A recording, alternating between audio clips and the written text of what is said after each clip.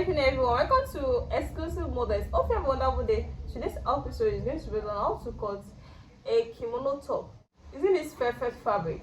This top I'm talking about is actually going to be on a palazzo trouser. Yes, I want to use this video to thank you all for subscribing to my channel and also for watching my video always. I really appreciate you guys. Thank you so much. So the first thing I'll be doing here is to fold this fabric into four. I'm using 1.5 yard of velvet fabric to cut this out. So this is into 2 places, then into 4. The top is a cut together with the sleeve.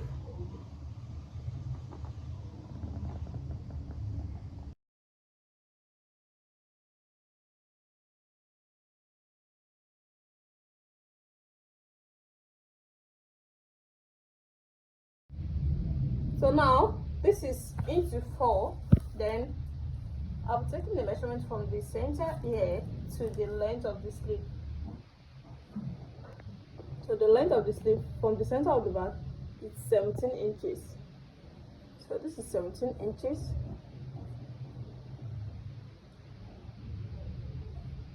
So from here, you can see this is 17 inches. Then the normal armhole is 7.5 inches, but since it's a cut together with the sleeve, I'm going to use 9.5 inches. Then is there a fitted top? I'm using 40 inches for the bust measurement. I will put in the seam allowance to it. Then I'm going to chop it to this area, the seam allowance of 1 inch. Then from here, it's going to be a straight line to the full length, because it's going to have a split at the side, at the 2 sides. There's going to be a split at the 2 sides.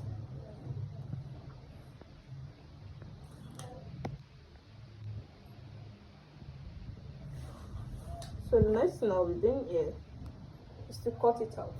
You can see the length from the center of the back to the sleeve length, from here to the armhole, then from the armhole to the bust measurement.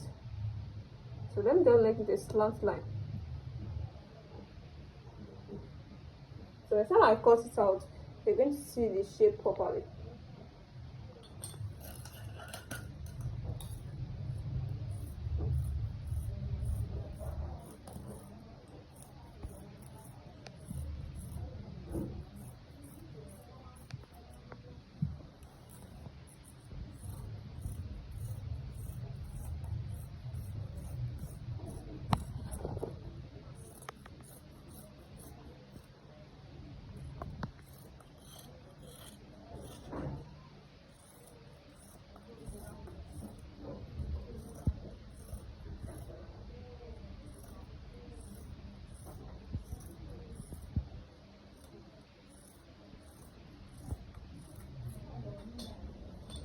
So as you can see, it's not a straight line, it's a little bit slant.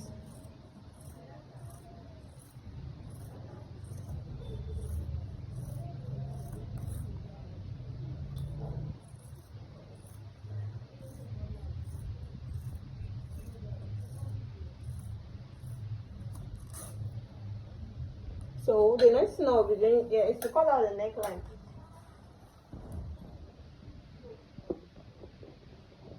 The wideness I'll be using is 3 inches. Then the difference of both back and front is going to be 2.5 inches. I'm going to connect the lines together.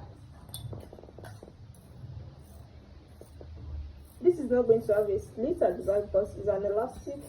The fabric is a draw fabric, so I'll be making use of a taping. There'll be a standing taping, like a standing collar. Just